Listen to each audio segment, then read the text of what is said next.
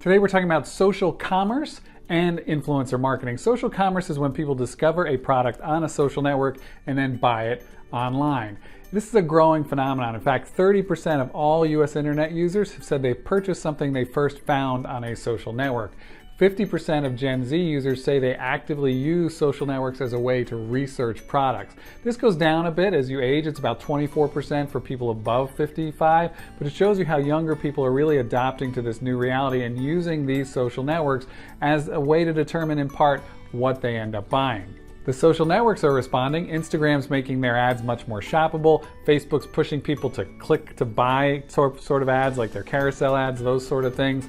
And today, discovered this week by TechCrunch, there's now code hidden in the Snapchat platform for a program they're testing where you will be able to take a picture of something in Snapchat and then find it to buy on Amazon.com. That's a potentially huge way for Snapchat to get into the e-commerce business, which is important for Snapchat because they're not making much money off of their ad platform right now.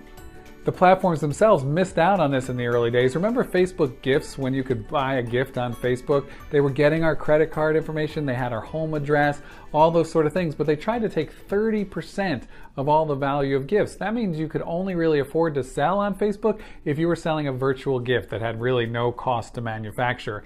Anyone selling something tangible couldn't afford to pay 30% to Facebook. If they had taken a model much more like Visa or MasterCard, where they take 2 or 3% of the transaction, Facebook and Instagram could be making billions right now. Pinterest also made a big mistake way back when. They used to put affiliate links in all of the links out to buy, where Pinterest itself would make money from sales, but they didn't tell anyone they were doing it. So when that news broke, it was a bit of a scandal, and Pinterest stopped doing affiliate links to all these brand sites. It could have been making them a fortune right now if they had handled that better.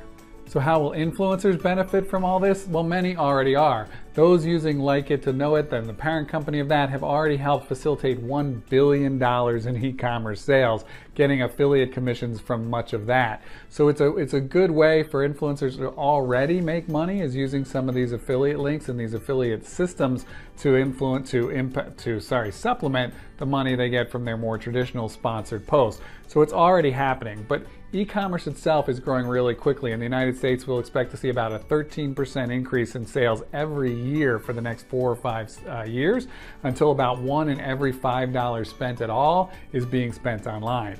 So at the same time, you've got Facebook and Instagram and others under pressure for this data stuff from Cambridge Analytica, which is how they make their money from ads. So a wise Facebook team will want to diversify their revenue away from just ads into social commerce and get a piece of this huge growing multi-billion-dollar industry.